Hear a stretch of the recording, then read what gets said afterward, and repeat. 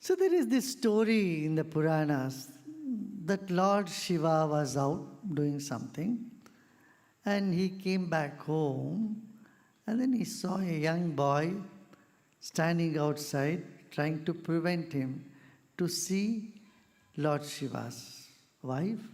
She had gone to take bath and Shiva got angry and he chopped the head of the boy. And then by this time, his spouse Parvati came out and she saw this is so bad because she had created this boy out of her own body, out of her own impurities, and made him the guard of her home. And here Shiva comes and just chops his head off. And Shiva was so miserable. At that time, then Shiva, of course, like everybody else, had to pacify the wife. To pacify wife, he says, okay, go and get the head of someone who is sleeping with their head towards the north. So his whole team went for a spin to see who is sleeping with their head towards the north. They found none but an elephant. So they took the head of the elephant and came, and Shiva placed that head on a little baby, and he became Ganesha. This is the Ganesha story. When you hear, many questions arise in your mind. This is so absurd.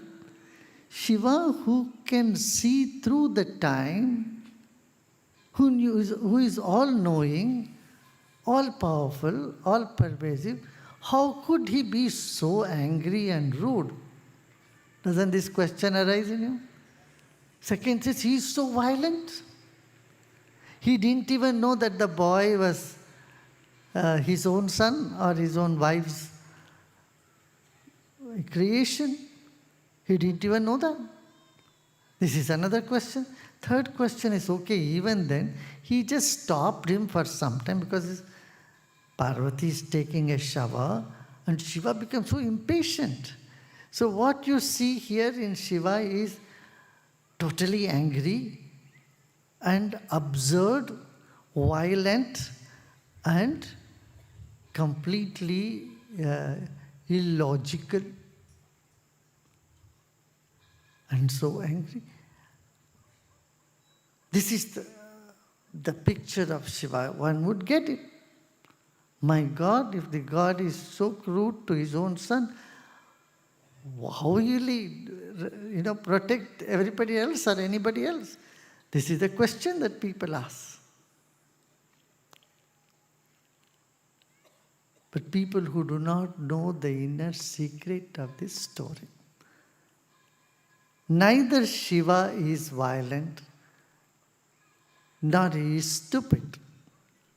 Is he so stupid that he did not find, if he could he could have kept the same head of the boy back into the body. Why would he keep an elephant head? Just imagine, baby is so small and then elephant head is so big. For that he had to kill another elephant also. This is completely absurd. How would anybody be worshipping such a Lord? This is what will come into anybody's mind. Especially those who do not have been taught in this tradition. They will find it, oh my God, this doesn't make any sense. But just see the inner meaning of this story. This is all symbolic. Such a thing has never happened, but it is a symbolism of something which is stupendous. Shiva represents the transcendental consciousness. Shiva is Shivam Shantam Advaitam Chaturtam Manyante Sa Atma Savikya. Shiva is that self, is the consciousness which is ever peaceful, all pervading, and summum bonum of all creation. The unmanifest energy, that is what Shiva is. And Shakti, or the Parvati, is the manifest energy. Manifest energy always had to go through renewal, rejuvenation, reconstruction. And that's what happens. Renewal, rejuvenation, reconstruction of energy keeps happening. Energy is not static, it is dynamic. When it is dynamic, it ought to produce the byproduct, which is, in some sense, you can call it impurities. The impurities come in that. Like a tree gives fruit, and fruit, as when it is fresh, it is pure. When it rots, it is impure. Similarly, leaves in the tree, when they are in the tree, they are leaves, they are making photosynthesis. The moment they dry and fall, they become compost. You can call it impure. The compost is impure, but they're all part of it. So Prakriti and Vikriti, distortion of energy is part of energy. Whenever Shakti is worshipped, it's always said Prakritim, Vikritim. Nature and its distortion. They go hand in hand. Nature has decay as part of it. And decay, distortion, death is all part of nature. So when Parvati has to renew herself, that impurities which came, impurities is a very gross translation, but you can see that the distortion that was removed, that was made into a boy to guard. Distortion guards the creation. Every distortion, every compost supports the tree, the growth of a tree. Isn't it? So, death supports the life. It is strange but true. So many cells in your body are dying constantly. Every day, so many cells are dying. Only then it gives rise for new cells to be born. It gives space for new cells to be born in the body. Suppose the old cells are not dying, new cells cannot be born at all in the body. And the other way, vice versa. New cells are born and then the old cells are gone. They become redundant. So, when this was happening, and Shiva came there, and Shiva was stopped by mala or impurities. If your mind is so disturbed, if you are in the distortion, you can never be in the state of wisdom, in the state of serenity. Shiva is serenity. Perhaps the word serenity comes from Shiva, somewhere very close to that. Serene. You know, it gets serene. That sereneness, when it comes in contact with the mala or the impurity, the distortion vanishes because serenity is more powerful. But without distortion, energy cannot exist. So when Parvati comes in, hey, wake up. It's good when you go within into the depth of oneness of universal spirit, experience the oneness of the universal spirit. You are there, but when you have to come out of it to the world, to be active, to even express that, to even say, I had great deep meditation. There has to be somebody who comes out of it. So, you need some amount of impurities, or it's called lesha avidya, little bit of distortion of energy, or relative, we can call it the relative energy. So from the absolute realm, you have to come to the relative realm in order for the relative to exist and to glorify the absolute. The seen world and the unseen world, they both go together. Unseen world glorifies the seen and the seen world glorifies the unseen. That is Shiva and Shakti. So, but then the middle part of it is essential then, because Shakti cannot exist without her own child, her own baby.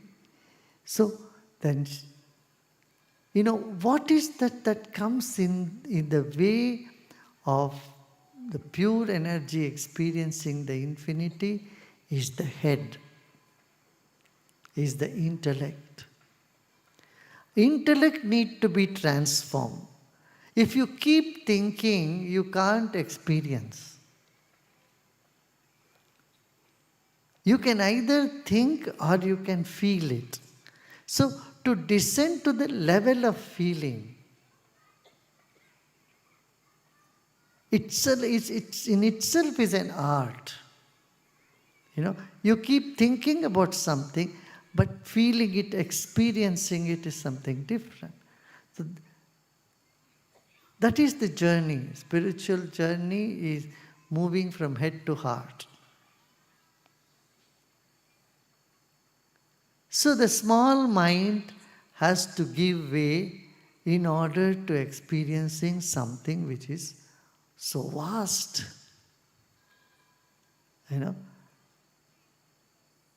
You can't feel the ocean unless you get into the ocean. You can't stand on the shore of the ocean and feel it. If you have to feel the waves, if you have to feel the ocean, you have to get into it. And what stops from getting into the transcendental nature or the being, self, is the mind, little intellect. And so Shiva just serves that, shivers that head, and then when Parvati won, she said, okay, go and look for someone who is sleeping with the head to the north. Here in Sanskrit, the north word and answer is the same. There's one word for both north and answer. That is Uttara. Uttara means answer or the final, and also the north. So, one who has the answer for all that is one who is resting with the head in the north. They tried to find and nobody was resting with their head except an elephant. So they brought the elephant head. And as soon as he got the head, the elephant head, he placed it on the baby's body and gave life back to it and called the baby Vigneshwara. Vigneshwara means one who removes all the obstacles. The head which was obstacle, the small head, cynical head, a prejudiced head is an obstacle to see the truth. But a big head, a head which has a coordination of seeing and hearing. Elephant fans its own eyes with its ears. No other animal fans their eyes with their ears. That's the only animal which fans.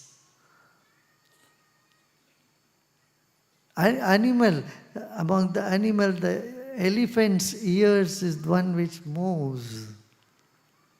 which has a wide range of listening. It can listen to 306, at least 180 degrees, or 360 degrees from both sides, if you see.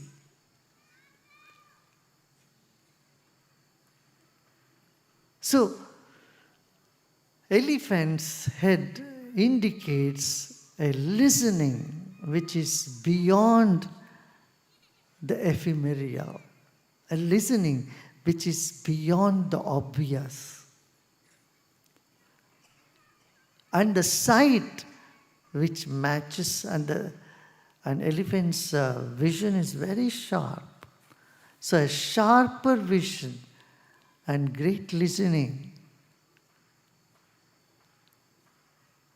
And the sense of perception and sense of action is the same in elephant, that is the trunk. It does work with the trunk also. You can lift through the trunk and breathe through the trunk. So, and then elephant has two sets of teeth, one to show, one to chew. Like that, an elephant head is symbol of wisdom, symbol of knowledge beyond the obvious ephemeral existence. An insight into the unknown realm of consciousness is what Ganesha signifies. And then what says? It removes all the obstacles. Elephant, for that matter, doesn't take any course of obstruction on its path. It just does away with it in no time. It has the power. It walks with the strength, with the power, fearlessly. And so, with all these qualities of an elephant, one can get rid of the obstacles both in the relative and in the sphere of absolute experience of divinity. To do any work in the world, you have to have keenness of observation, dynamism, fearlessness, and have the wisdom to see what is right, what is wrong. And that power comes with these inherent qualities of Ganesha. And so the story is there just to, the story in itself has a hidden truth of many dimensions. And it is not just a story of some imagination, it is the science of consciousness. A meditator would understand this more and more, even better. Even the sign, Nataraj, Lord Nataraja statue, if you see, there is fire in one hand, there is a deer in another hand, and his left leg is up. All this pertains to the prana, movement of prana and energies in the universe. Similarly, Ganesha is also that energy which is in between the absolute silence of the being and the dynamism of the nature. And like a bridge, it removes the obstacles for a seeker here and hereafter. It's not that Shiva is angry or so ignorant. No. This is the way the ancient people have described the most, I would say, inexplainable dynamics of the existence, absolute existence, in story forms. Because stories have long life. They stay for millenniums. Philosophy people may distort and they may not understand, but stories people do like to hold on to. And it gives something to every, level of society. You can't explain the absolute truth and reality about the energy field and all that to a child. But a child could be told a story. And you grow up with the story, then one day you explore the truth behind these symbolisms.